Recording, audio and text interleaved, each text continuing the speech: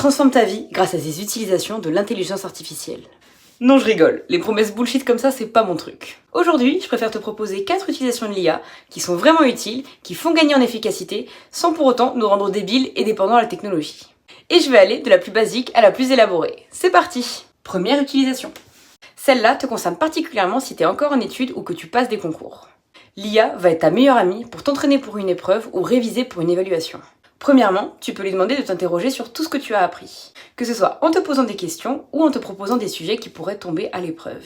Et dans un deuxième temps, elle est super utile pour t'expliquer tes erreurs ou ce que t'as pas compris en s'adaptant à ton niveau et te donner des conseils pour t'améliorer. Attention, je ne sous-entends pas que ChatGPT ou le chat peuvent remplacer un prof, pas du tout. Mais pour rendre tes révisions plus efficaces, ce sont vraiment les boss. Deuxième utilisation.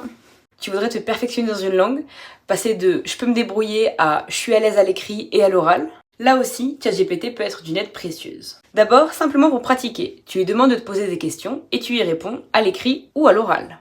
Puis, tu peux lui demander de te corriger tes fautes et de te les expliquer, mais surtout, il peut te proposer des réponses alternatives avec un vocabulaire plus riche pour que ensuite tu essaies de le retenir.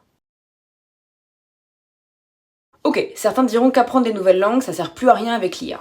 Peut-être, en attendant, ça reste très bon pour le cerveau et c'est toujours très conseillé et valorisé dans de nombreux jobs. Troisième utilisation.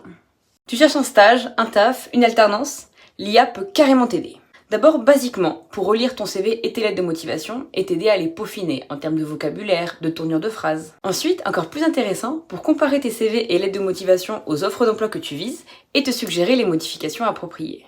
Et c'est particulièrement pertinent si on considère que beaucoup de nos candidatures sont d'abord filtrées par l'IA côté recruteur. Et perso, j'utilise aussi beaucoup ChatGPT quand j'ai des entretiens à préparer. Je lui donne l'offre à laquelle je postule et je lui demande de me poser des questions comme s'il était un recruteur. Ça aide carrément à se sentir prêt. Quatrième utilisation. Pour finir, je pense que mon utilisation préférée, c'est de faire de l'IA l'avocat du diable. Je m'explique. Dans de nombreuses situations, c'est utile de savoir argumenter, défendre son point de vue en face de quelqu'un qui pense différemment. Par exemple, pour demander une augmentation de salaire, convaincre des clients ou investisseurs, négocier le prix de quelque chose ou participer à un débat. Et c'est pas toujours simple, mais ça peut se travailler, notamment avec le chat ou ChatGPT. Tu lui expliques ta situation, tu lui détailles ton point de vue, ton objectif et tes arguments, et tu lui demandes de te donner les arguments contraires, de te montrer les failles dans ton raisonnement.